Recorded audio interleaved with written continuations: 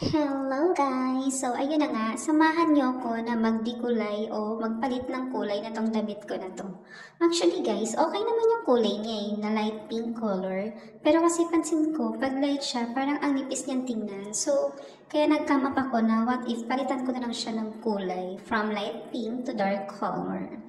So, eto nga yung ginamit ko, the Master Fast Dye na Joe Boost. 3 piraso pala yung ginamit ko para mas maganda yung kalabasan ng outcome niya, tsaka mas kumapit yung kulay.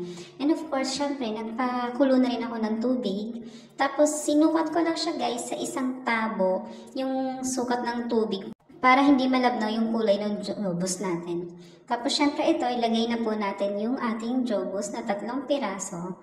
O nga pala guys, pa-isa-isa lang ng paglagay kasi para hindi mamuo yung ating Joe Boost. Tapos syempre haluin natin yan at paalala lang din po, dahan-dahan at mag-ingat po tayo sa paghalo dahil mainit nga yung tubig dahil kakakakulo lang po niyan.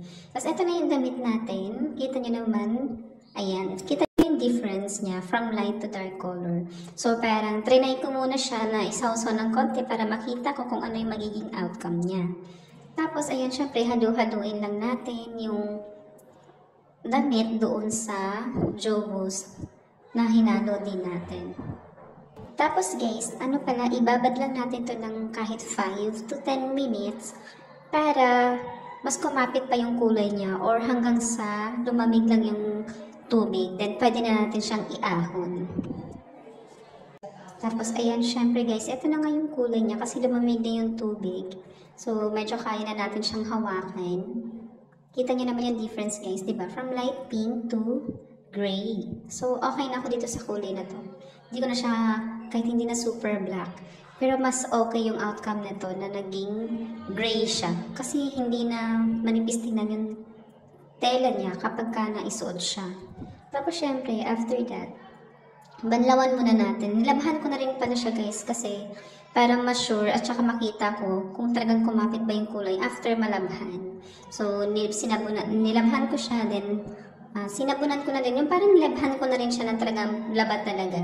Tapos, nakailang banlaw ako doon. Siguro mga 6 na banlaw ang nagawa ko hanggang sa mawala lang yung kapit nung jobo sa kanya, maging light yung color ng tubig.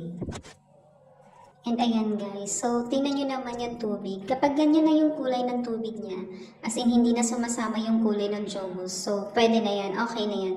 Dahil yung Joe Boost ay kumapit na talaga sa damit natin. So syempre sinampay na nga natin siya at eto na po siya. Tchaaa! O diba? Perfect. Pak na pak. Hindi ako nagsisi talaga guys na ginawa ko yan, as in. Sobrang satisfied ako sa kulay niya. Yun lang. Thank you. Sana nagustuhan niyo.